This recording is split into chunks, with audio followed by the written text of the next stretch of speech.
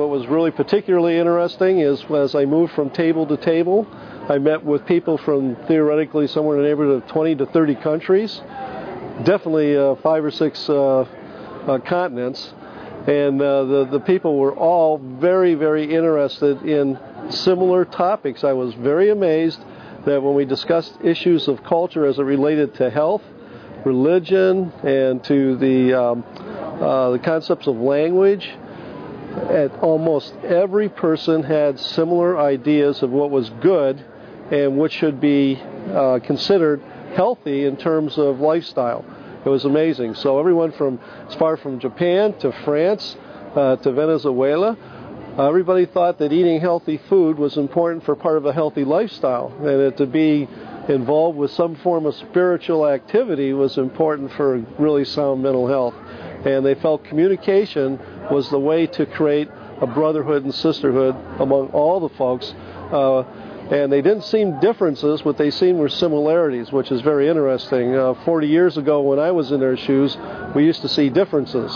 Today, what I've seen from these students from all over the world is they see similarities. And I think that's a major progression that only you can appreciate in a situation like this.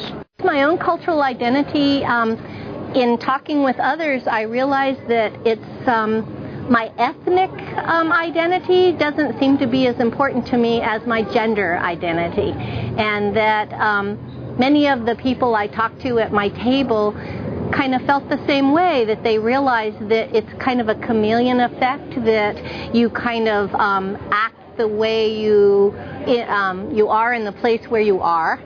And so I realized today that I'm multi-ethnic in my background, my blood, my family heritage. I have 4 grandparents from 4 countries, and I don't really identify with any of them, but I identify with all of them. This I Merit cultural identity ceremony today is really exciting. There was a great buzz going on, and people really, it's amazing how much people were getting into really exploring all their various identities. They really went around to each table and really thought about how they express their identity through their various cultures. So they talked about their ethnicity and their age and their sexual orientation and the culture of health and sports and politics. And so I think the value is that people really get a sense of how we are all complex and really have multiple identities that all integrate to make unique selves. So we're all connected to some other people and different from other people, and in the end each of us is unique in ways that really bring value to diversity. So it's really exciting to hear the energy that people were getting around that exploration today. I thought this was a great conference. I got a chance to meet a lot of cool people, and I learned a lot about myself. I learned a lot about other people. I liked that identity is made up of more than just 1 or 2 things. It's made up of a lot of things. And I found that I'm very different from a lot of people, but I also found that we have a lot of similarities. So it was really neat finding out things about people that make up their identity. I was impressed with the willingness of the students, and a lot of staff members too. They were the first ones to come in, but then it seemed like a huge class got out, and a lot of the international students were participating, and so the different perspectives is what I really enjoyed from the session. Okay, I want to share something about my cultural identity with everyone. Sometimes I think people are born into a culture that they don't really belong to.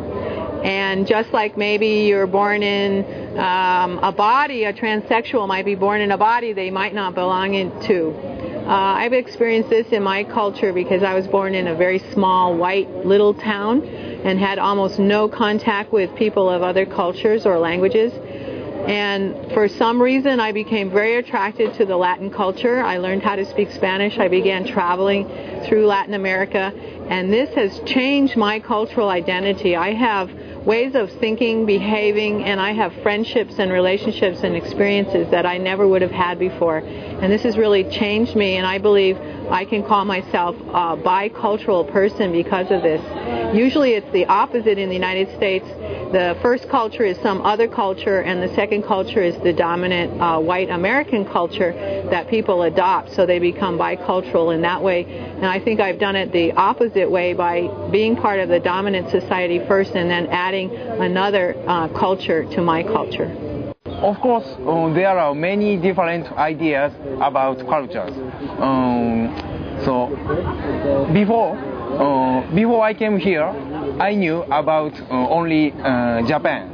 But now I can realize many differences about between different countries.